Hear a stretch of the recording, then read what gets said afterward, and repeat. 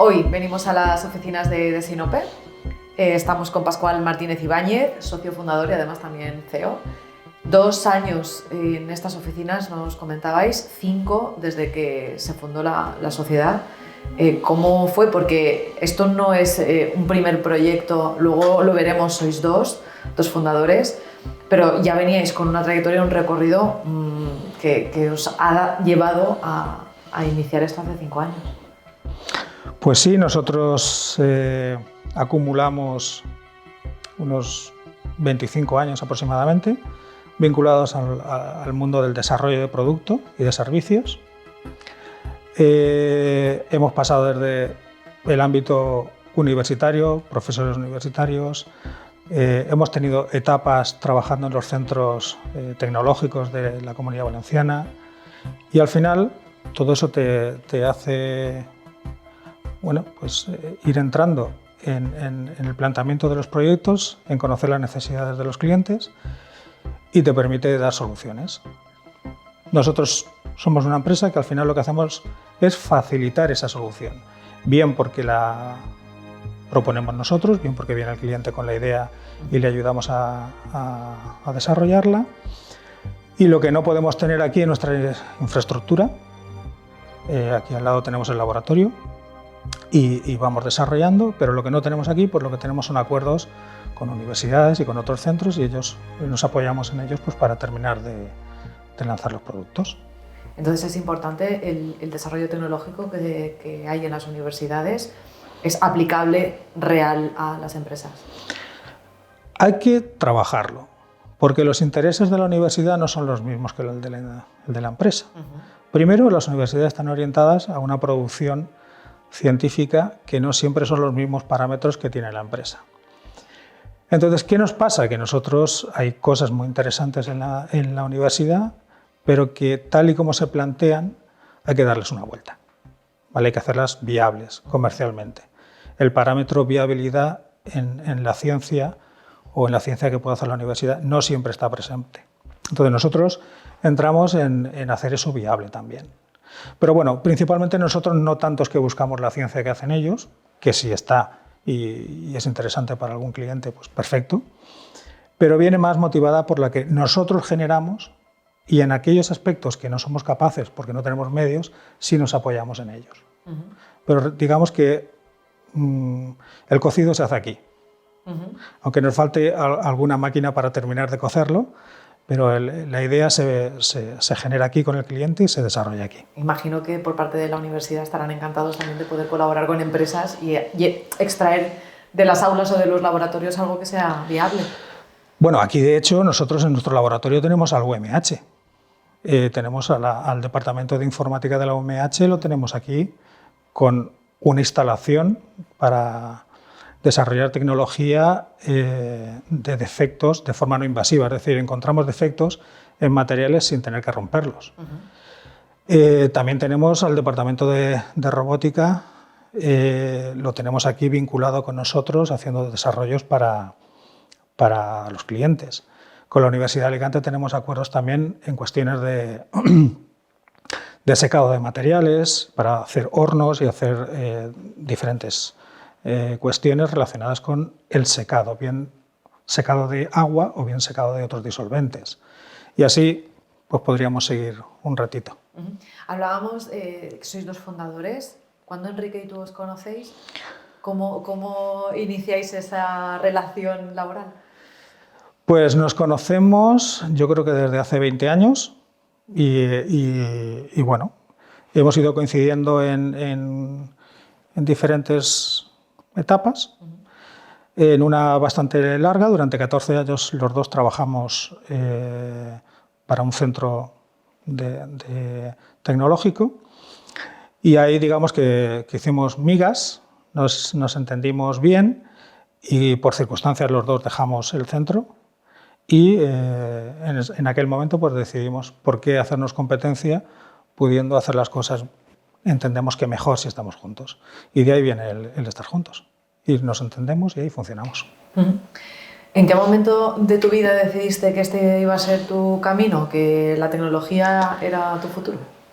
Bueno, pues Eso no se decide, digamos que es consecuencia de nuestra propia formación. Tanto Enrique como yo somos doctores en ingeniería, nos gusta la ciencia, eso hace que también todo el personal que haya vinculado a esta empresa sean doctores, ingenieros, en fin, todo perfiles matemáticos hemos tenido, físicos.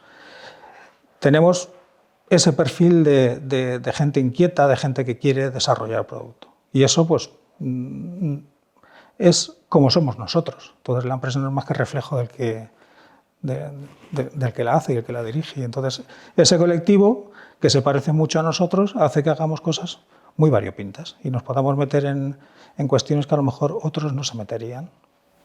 ¿Exactamente qué proyectos desarrolláis? ¿Qué es lo que le ofrecéis a las otras empresas con las que colaboráis? Bueno, tenemos unos cuantos. A ver, tenemos proyectos, por ejemplo, de rediseño de las vías de producción para quitar completamente todos los adhesivos envase solvente que existen en la industria del calzado. Y esto lo estamos haciendo con el líder del sector. Tenemos proyectos de robótica, automatización de operaciones, por ejemplo, para acabar zapatos. En este caso, eso se hace por medio de la robótica. Tenemos aplicaciones para medir, digamos, lo que os contaba antes, es decir, aplicaciones para determinar defectos en materiales que no... Normalmente cuando tú ensayas un material lo haces rompiéndolo y entonces ves cuando se ha roto, pero eso no te dice nada del que está al lado, porque el que hay al lado no lo ha roto. Pero bueno, si este estaba bien, se ha roto y está bien, supones que el otro sigue estando bien o está bien. Haciéndolo de forma no destructiva es como puedes comprobar que efectivamente compruebas mucho más y además no tienes que romperlos, con lo cual es mucho más interesante. Tenemos aplicaciones, estamos desarrollando aplicaciones para la adhesión de superficies con plasma. No lo sé, ahí en el calzado hacemos muchos desarrollos, muy variopintos.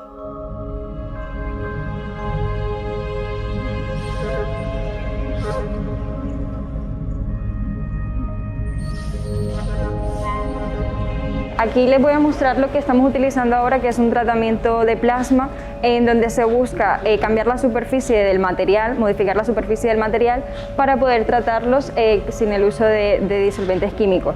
¿Qué beneficios? Que estaríamos tratando los materiales libre de adhesivos con envase química, los cuales al estar en el ambiente empiezan a soltar estos compuestos orgánicos y los modificaríamos para utilizar adhesivos en base acuosa, que eso eliminaría muchos de los contaminantes en la industria del calzado. Estamos inicialmente haciéndolo para calzado, para distintos tipos de calzado, materiales de TR, materiales de poliuretano, termoplásticos, de todo tipo.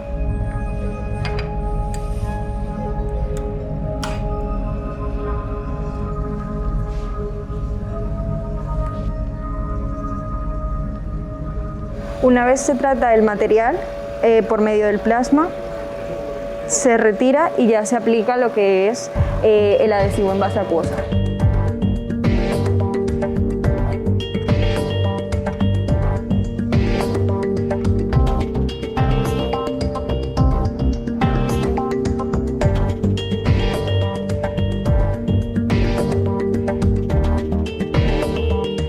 Muchos de estos materiales, cuando se les aplica este adhesivo sin el tratamiento, ni siquiera lo absorben, se quedan burbujas. Mediante el tratamiento lo que hacemos es que tenga mayor capacidad de absorber el adhesivo.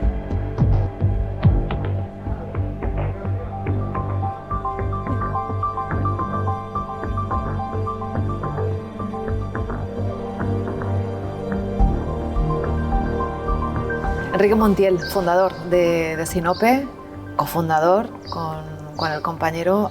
Lo primero, el nombre de Sinope, ¿de dónde viene? Bueno, el nombre es algo curioso y coincide con el momento en el que estábamos buscando un sitio para ubicarnos, que fue en el centro de Elche. Nuestra primera oficina una oficinita pequeña, alquilada, en pleno centro, muy difícil de aparcar, muy incómoda, pero estábamos muy a gusto. Y no teníamos claro qué nombre ponerle a la empresa. Podíamos haber utilizado una combinación de iniciales, de nombres, no sé, Pascual y Enrique o algo así. Pero al final, pues, a pesar de que no fumamos, pero se ve que el aire ese día venía cargado y decidimos pensar un poco en qué empresa queríamos. Y entonces sí que valoramos, no sé, qué parámetros o qué valores deberían de guiar el funcionamiento de la empresa. Y pensamos pues que mira, que la humildad, el respeto, la honestidad eran valores pues que nos atraían. Y sobre todo el de la humildad, fíjate. Bueno, a raíz de ahí, no sé, uno de los dos, yo creo que fue Pascual, pues había leído recientemente algo y decía, oye, pues mira, hay un filósofo griego que no se entiende muy bien porque se utiliza en conversaciones a diario, en las noticias, que era Diógenes, que todo el mundo lo asocia, pues eso, el síndrome de Diógenes, a recoger la basura. Nosotros, aunque también tenemos proyectos de residuos, pero nuestra vocación no era recoger la basura, pero bueno, Diógenes predicaba con la humildad en su propia persona, vivía en una ánfora en la calle con un taparrabos y una cucharita de madera para comer, y vivía de la caridad. Y además, bueno, el día que vio a un niño comiendo, no sé, pues unas lentejas de la época, con las manos dijo, no necesito ni la cuchara, y la tiró. Y bueno, era el ejemplo de una persona pues brillante, filosóficamente, que predicaba esos valores de humildad, etcétera, y que no tenemos que olvidar que era el tutor de Alejandro Magno. O sea que, bueno, era un personaje en su época y no la casualidad, simplemente es un hecho histórico que Diógenes nació en la ciudad hoy turca, entonces griega, de Sinope. Entonces es Diógenes de Sinope. Y dijimos, pues oye, pues de Sinope está bien. ¿Lo de Diógenes igual no queda bien? Diógenes lo que pasa es que tendría toda la carga esa peyorativa que entendemos hoy en día. El síndrome de Diógenes, si enseguida piensa alguien en una persona descuidada que acumula seres, basura y cosas inútiles en su casa, pero nada más lejos de lo que era Diógenes, que era justo todo lo contrario, o sea, no acumulaba nada. Y hasta ese ubicación, el apellido. Y entonces sí dijimos, bueno, pues o sea, más que el apellido, pues eso, igual que podríamos decir Enrique de Elche o Sol de Elche, pues Diógenes de Sinope. Y bueno, lleva el apellido del 323, que es el año en que falleció, pero esto ya es por un tema legal de que no puede registrar nombres de ciudades para nombre de empresas. Y ese es el origen, pero sobre todo, más que el hecho curioso, esos valores, ¿vale? O sea, que es los que están en los fundamentos de lo que tratamos que sea la empresa, de que sea la empresa. Los valores ya los tenemos claros junto con el nombre, pero para quien de Sinope le suene, bueno, no sepa ubicar, ¿no? ¿Cuál es la actividad empresarial que desarrolláis? ¿Cuál es la base de la empresa? Mira, la base de la empresa, nosotros nos definimos siempre como una oficina técnica que apoya a las empresas a desarrollar innovación. Ese es el corazón de lo que hacemos. ¿Qué quiere decir eso? O sea, eso quiere decir que trabajamos muy de la mano con nuestros clientes en identificar, bueno, pues cómo pueden lograr crecimiento a través de la innovación, sobre todo tecnológica. Nosotros no somos expertos en la parte de comercio, en la parte de comercialización, en la parte de marketing. Hay otras empresas que lo hacen, pero bueno, en esa parte de innovación sí que identificamos un hueco en el mercado de empresas realmente, más allá de la labor que hacen los centros tecnológicos, las universidades, los centros de investigación. Nosotros podríamos estar un poquito en ese hueco intermedio entre el mercado, entre la investigación, el desarrollo, y bueno, lo que buscamos al final son soluciones técnicas a problemas complejos. Ese es el día a día de nuestra empresa. ¿Cómo acompañamos a los clientes? Bueno, pues más que venir a plantearnos cuestiones concretas, que a veces también ocurre, iniciamos normalmente con ellos un trabajo de identificar en qué áreas se puede mejorar desde el punto de vista técnico, en este caso, y luego le añadimos el complemento de la financiación. Luego acudimos a las fuentes de financiación, ya sean públicas o privadas, existentes a nivel regional, nacional, europeo, internacional, bueno, pues para poder financiar esos proyectos que llevan siempre un mixto entre público y privado. Y entonces, bueno, en ese sentido, pues ya os digo, desarrollamos proyectos aquí, por supuesto, a nivel regional. Cuando digo a nivel regional es con financiación. Tenemos clientes en toda España. Desarrollamos también proyectos en el ámbito europeo con colaboradores pues, en Portugal, en Italia, en Eslovenia, en Grecia, en los países nórdicos, Dinamarca, Finlandia, Suecia, en Inglaterra, en Suiza, Alemania, no sé si lo he dicho, y ya. Bueno, y Sudamérica, y tenemos también actividad en Sudamérica.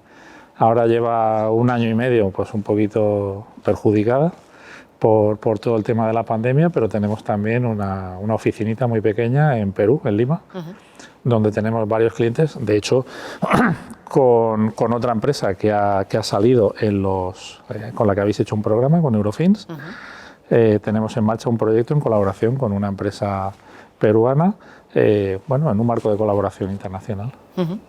El origen de la empresa, el origen humano, es Pascual y tú, sois los dos los fundadores. ¿Cómo os conocéis? ¿Qué relación tenéis? Porque además, al menos aparentemente, sois bastante diferentes, pero muy complementarios. ¿Cómo es esto? Bueno, a ver, pues como tantas cosas, el agua y el aceite, pues ya sabes que hacen 2 capas, pero si lo mueves fuertemente hacen una emulsión, o sea, que sirve para muchas cosas, ¿no? O sea, ahí está la mayonesa, aunque no sea con agua. A ver, nos complementamos. Yo creo que si fuéramos iguales sería muy aburrido o sería muy explosivo, pero sí que nos complementamos. Cada uno tiene una visión de las cosas, pero lo que sí que tenemos es la capacidad de escuchar. Y sobre todo de no tratar nunca de imponernos en la palabra, o sea, pero nos gusta hacer las cosas por consenso siempre, pero ya no solo en nuestro ámbito dentro de la empresa, sino en cualquier tipo de colaboración. O sea, creemos fuertemente que en la colaboración y en esa forma de abordar las cuestiones de trabajo. ¿Cómo es esa forma de trabajar que tenéis? ¿Qué es lo que estáis aplicando en Desinope? Bueno, lo comentaba un poquito antes, o sea, es ese enfoque de mucha cercanía con el cliente, de confianza. Y cuando digo confianza, es confianza de verdad. Confianza en el sentido de poder tener, pues eso, un diálogo muy abierto con cualquier cliente, con cualquier proveedor, con cualquier colaborador. Porque sí que creemos en las relaciones basadas en la confianza, algo que hoy en día a lo mejor se estila menos, pero ponemos más esfuerzo probablemente en crear esa confianza que en redactar un contrato. Para eso ya están los abogados también. Pero ¿por qué poner esfuerzo? Que sí, que no decimos que seamos anticontrato ni muchísimo menos. Sí. Pero el esfuerzo lo tenemos que poner en la parte de generar ese clima de confianza y en poder incluso manejar la cartera de innovación de algunos clientes. O sea, que ellos no que se despreocupen, pero que confíen en nosotros para poder maximizar los retornos de gestionar adecuadamente esa cartera de innovación. Tenemos varios ejemplos. Probablemente menos de los que quisiéramos, pero bueno, suficientes. Trabajáis con muchas empresas, desarrolláis proyectos con muchas colaboraciones, pero también la empresa tiene una parte muy social. Al final todo lo que desarrolláis también revierte en la sociedad. Sí, a ver, bueno, esto hay que decirlo porque además formamos parte de una asociación empresarial y si no lo decimos reventamos. el pagar impuestos, aparte de una obligación, pero bueno, es una forma también de revertir a la sociedad. Cada contrato que haces, cada vez que pagas seguros sociales, el IVA, tus impuestos, como todo el mundo. O sea, esa es la primera. Aparte de los proyectos en los que trabajamos para clientes, invertimos también en desarrollos tecnológicos propios. Bueno, te voy a comentar uno que tiene también un tema de impacto social. Y es un tema de neurociencia en el que estamos trabajando. Es un desarrollo que hemos hecho. Hemos pedido la colaboración de la Universidad Miguel Hernández, también de un investigador en el Reino Unido, un español que está afincado en el Reino Unido, y lo que estamos es tratando de utilizar la captura de señales encefalográficas, un electroencefalograma, ¿vale?, de toda la vida, utilizar esas señales, en este caso, para apoyar al desarrollo de productos. Al final de lo que se trata es de identificar las reacciones de las personas midiendo señales cerebrales en vez de preguntarle ¿te gusta o no te gusta? Esto que algunos llaman neuromarketing, delante de una pantalla, etcétera. Nosotros hemos aportado ahí un pequeño avance para poder hacerlo pues, con distintos productos. Hemos empezado por zapatos, que es lo que teníamos más cerca, pero básicamente lo que hacemos es detectar estados de confort, disconfort, el me gusta, no me gusta, pero de una forma completamente objetiva. No necesito preguntarle a nadie. Esto va a tener aplicaciones, lo digo porque las estamos desarrollando, no solamente en el campo del desarrollo del producto, sino que ya estamos viendo algunas aplicaciones, por ejemplo, con la Fundación de Salud Infantil de aquí de Elche, para ver si nuestra plataforma de cálculo, porque detrás lleva muchas matemáticas y mucha informática, para ver si la podemos poner a disposición de otras entidades para que ellos le saquen partido en los trabajos de investigación que desarrollan. Bueno, es un proyecto bonito, o sea que tiene las dos vertientes, esa de impacto social en personas que tienen déficits cognitivos, trastornos de déficit de atención, hiperactividad, etcétera, y luego para el desarrollo de productos. En cuestión del desarrollo de producto, dentro de esa parte, ¿qué connotaciones éticas debe de llevar también el producto? Porque al final, si no nos preguntan si nos gusta o no, con la opción de poder mentir, si queremos, por lo que sea. Sí. Si nos leéis o ese desarrollo nos lee, al final se puede considerar un poco invasión para vendernos algo. A ver, esto se utiliza en entornos de laboratorio. Vale. Esto no se utiliza en la calle, por decirlo así. Yo creo que más invasivo que la televisión no hay nada, en cualquier caso. Quiero decir que lo tenemos en el salón o cada uno donde la tenga en su casa, y ahí ya nos están casi que monitorizando las horas que vemos de tele, que vemos, que no vemos, etcétera. O sea, eso es información que manejan las empresas que se dedican a los estudios de mercado y demás. Entonces, tenemos que aceptar que ya tenemos, y con los móviles ya ni... Bueno, sí. O sea, ¿qué vamos a decir? Entonces, pues bueno, esto es una forma de abordarlo en el laboratorio, desde luego, con todas las garantías, por supuesto. Bueno, éticas en este caso no son necesarias en el sentido en que no son invasivas. O sea, esto es casi que un poco más que medirte la temperatura corporal. O sea, no entramos, o sea, es como un ensayo en el y el que participa es... Y el que participa voluntariamente, por supuesto.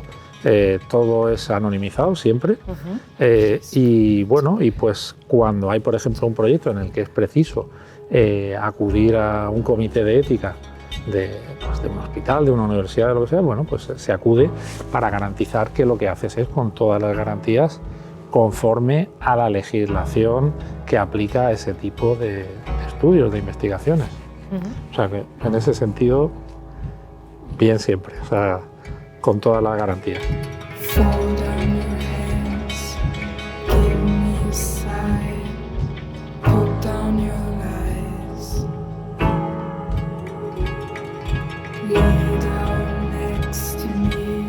En estos momentos lo que estamos haciendo es tomar un registro de actividad cerebral de una persona que está utilizando un producto, porque lo que queremos es saber si ese producto es confortable o no es confortable. Para ello, como veis, el sujeto de prueba lleva en estos momentos puesto un casco y a través de ese casco lo que estamos haciendo es registrar la actividad eléctrica transcraneal.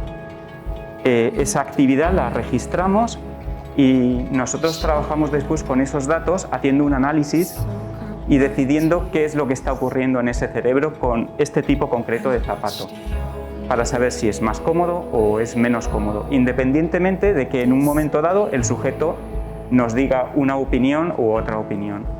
Entonces, en estos momentos estamos registrando datos de muchas personas al mismo tiempo para crear una gran base de datos que nos permita realizar pruebas de confort de una forma muy sencilla.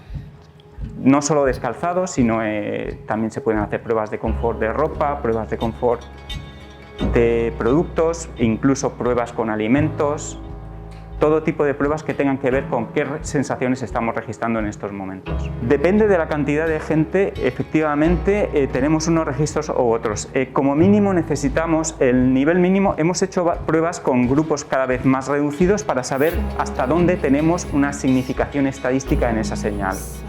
Y hemos visto que como mínimo necesitamos grupos de 10 individuos, entre 5 y 10 individuos estaría ese límite de ¿tenemos datos significativos o no los tenemos? Es algo que estamos desarrollando y es totalmente innovador. Hasta estos momentos no se habían hecho pruebas de confort en las cuales se registrase actividad cerebral. Es una técnica que deriva de su uso en medicina, donde se está examinando la actividad transcraneal, en este caso, para decidir cuándo existen determinados problemas en la población. Y se vio que habían patrones que se ven de mapas de actividad que son diferentes. Y alguien pensó, ese mapa de actividad lo podríamos asociar a una sensación, por ejemplo, disconfort. Ahora mismo tenemos aquí una temperatura. Esa temperatura para mí puede ser cómoda o para ti no. Y la temperatura siempre es la misma. Pues eso es lo que nos pasa con unos zapatos. El zapato es el mismo, pero para ti resulta confortable, para mí no. ¿Cómo lo sabemos? Pues examinamos el mapa. Ponemos un zapato que sea no confortable y obtenemos un mapa. Si somos capaces de extraer desde el punto de vista estadístico del análisis de Big Data que tenemos ahí, cuáles son las características que definen ese objeto no confortable, posteriormente podemos coger a cualquier otra persona y hacer una prueba de un zapato y decir, este zapato que acabo de diseñar, este zapato que acabo de fabricar, ¿es cómodo o no va a ser cómodo? ¿Para qué tipo de población? ¿Para la gente joven? Pues con este tipo de pruebas lo puedo averiguar fácilmente, independientemente de que ese día la persona se haya levantado, nuestro probador esté con más ganas de hacer la prueba, con menos ganas de hacer la prueba, o ese día pues se haya levantado con un estado de ánimo que tienda a decir que todo lo que prueba no le gusta. Pero bueno, tenemos su actividad cerebral y sabemos cómo está interpretando su cuerpo esas señales que recibe.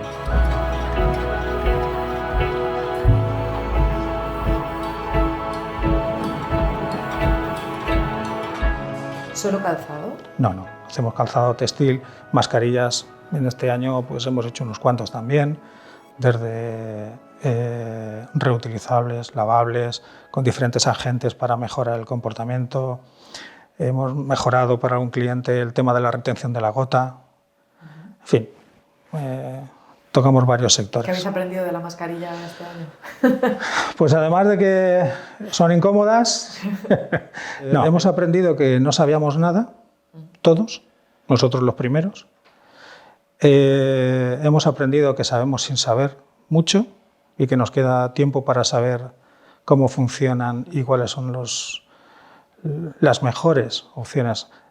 Las mascarillas no son buenas ni malas, pero creo que están orientadas para un público determinado y ahora resulta que hemos cogido y a la gran población se las hemos extendido con el mismo uso y con la misma aplicación. Yo creo que son bienvenidas y ojalá se queden para muchas aplicaciones, porque yo no me he puesto malo este año, por ejemplo, de gripe ni de nada, es decir, su efecto han tenido y eso es innegable. Entonces, ¿son efectivas? Por supuesto que lo son.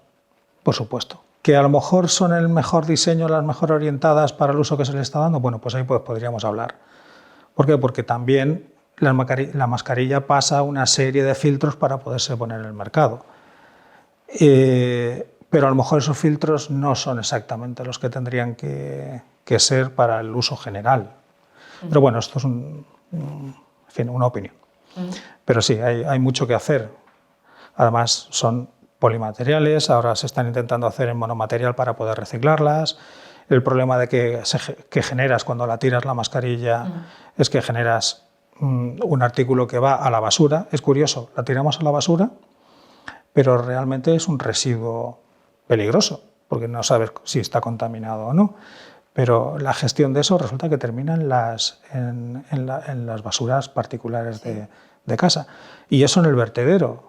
Es decir, es un contrasentido que tenemos precaución con las personas, pero luego en cuanto las soltamos pasan al ámbito público sin más control que cualquier residuo. ¿Son de difícil reciclaje?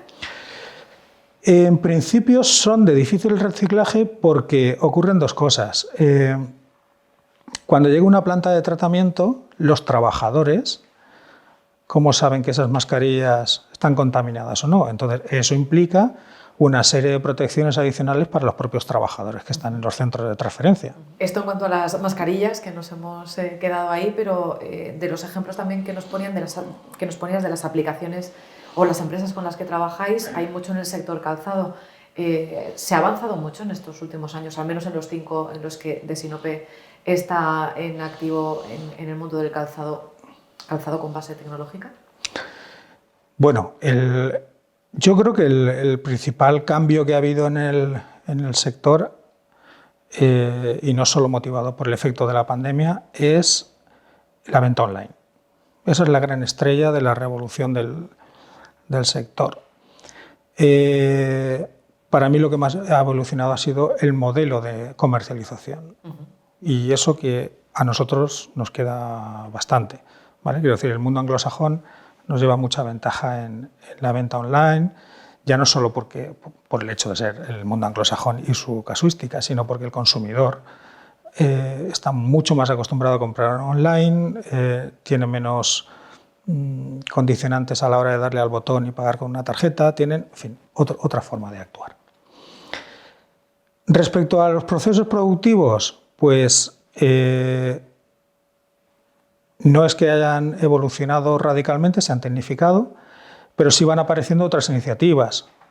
Por ejemplo, nosotros tenemos un cliente que es Simplicity, que está aquí en Elche, que Simplicity tiene un modelo de fabricación diferente en el que pues hace el zapato con una tecnología completamente novedosa. Ese, por ejemplo, es un caso de una empresa que sí que es disruptiva en cuanto a las técnicas convencionales que se utilizan en la fabricación de calzado. Luego sí que hay preocupación medioambiental, obviamente, y entonces también la industria ha ido eliminando todo aquello que es más contaminante y se ha ido trabajando en esas cuestiones. Pero hay una cuestión de fondo muy importante y es lo que viene en la próxima década. Y es que en la directiva de residuos lo que dice es que toda industria que pone producto en el mercado tiene que poner un mecanismo para recogerlo. Y ya hay hitos. Es decir, en el año 33, si no recuerdo mal, solo el 10% del artículo que va al mercado puede terminar en un vertedero. Con lo cual, ¿qué significa? Que el 90% de todos los artículos, una camisa, un zapato, todo lo que compramos, tiene que poner el industrial que lo pone en el mercado un mecanismo para su recogida y para su tratamiento. Eso de tirar al vertedero se acaba. ¿Eso que implica que los consumidores también tengamos que seleccionar mucho cuando nos deshacemos de algo? Así es, hay que involucrar al consumidor y hay que montar sistemas integrados de gestión tipo EcoEnvés, lo que conocemos como EcoEnvés, o como Ecovidrio, o como el Eco lo que sea. Todo eso se va a ir construyendo porque hay que proporcionar al consumidor instrumentos para que pueda devolver el artículo. No va a ir a la basura como un artículo urbano, como ocurría ahora.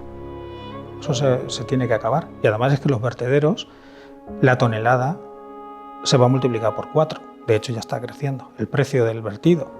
¿Vosotros ayudáis a las empresas con las que colaboráis también a generar ese pensamiento? Hay que hacer una labor pastoral todos los días. Sí, realmente esta conversación la tenemos muchas veces. Esa es la realidad. a todos los niveles. Y, por ejemplo, nosotros colaboramos con todas las patronales, ABK, FICE, en el caso del calzado, con la área del textil nos ocurre igual, o con terceras que no tienen que ver así con sectores más cercanos en esta zona. Y damos charlas, organizamos conferencias y colaboramos con ellos, porque es que esto no es una cuestión solo de empresas y negocios, que es una cuestión social. Es que esto nos tenemos que concienciar todos de que tiene que cambiar el modelo de consumo.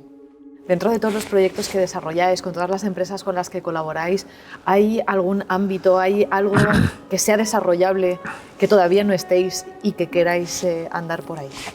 A nosotros, como nos apasionan los proyectos y los hacemos siempre, pues eso, cada proyecto es un reto y quedan muchísimos todavía por hacer. O sea, no sabría decirte un área en concreto, pero yo creo que en esas dos áreas de los temas digitales, o sea, de digitalización, y en los temas de medio ambiente, pensando, pues eso, en toda la parte de residuos, en economía circular, etcétera, pero a gran escala, o sea, que tengan impacto. O sea, no cositas puntuales que sean para una foto o para un titular de prensa y se acabó, ¿no? O sea, yo que, no sé, está muy bien que alguien utilice los residuos de Las Palmas para hacer lo que sea, pero eso no resuelve. Somos muchos millones consumiendo incesantemente.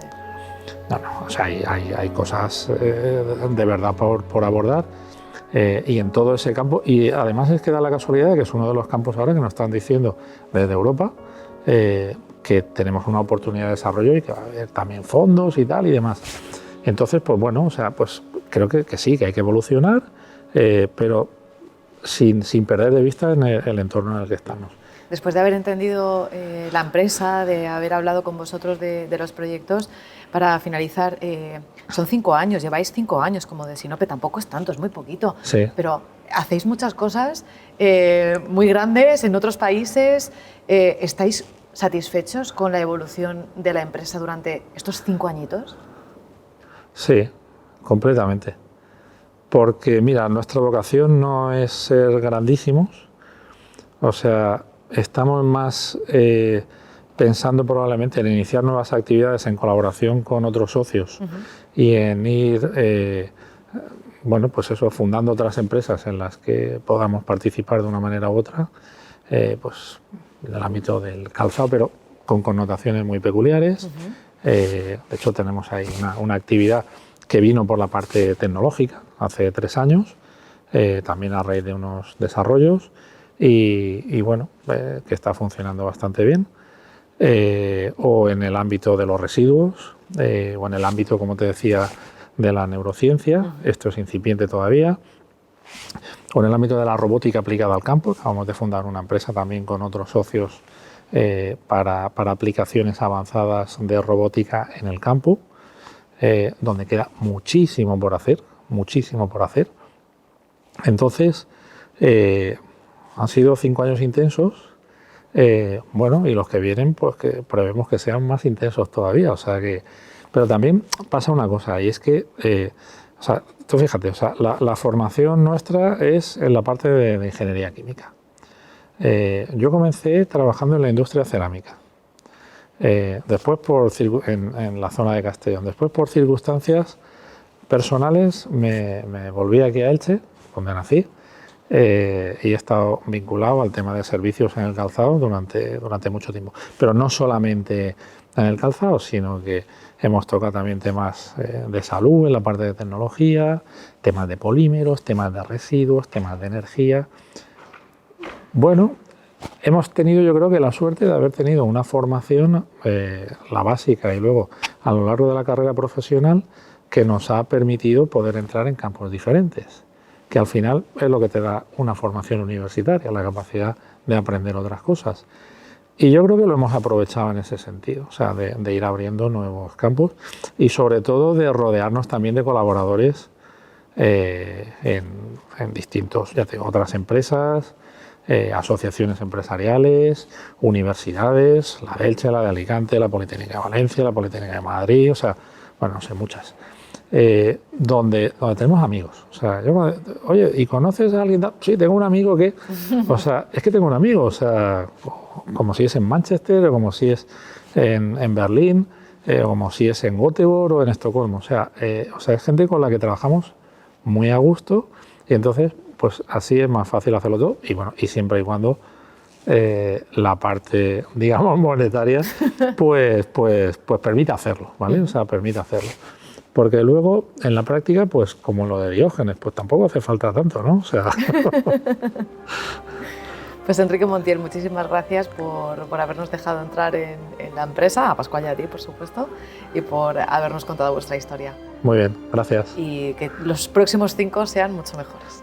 Eso esperamos para todos. Gracias.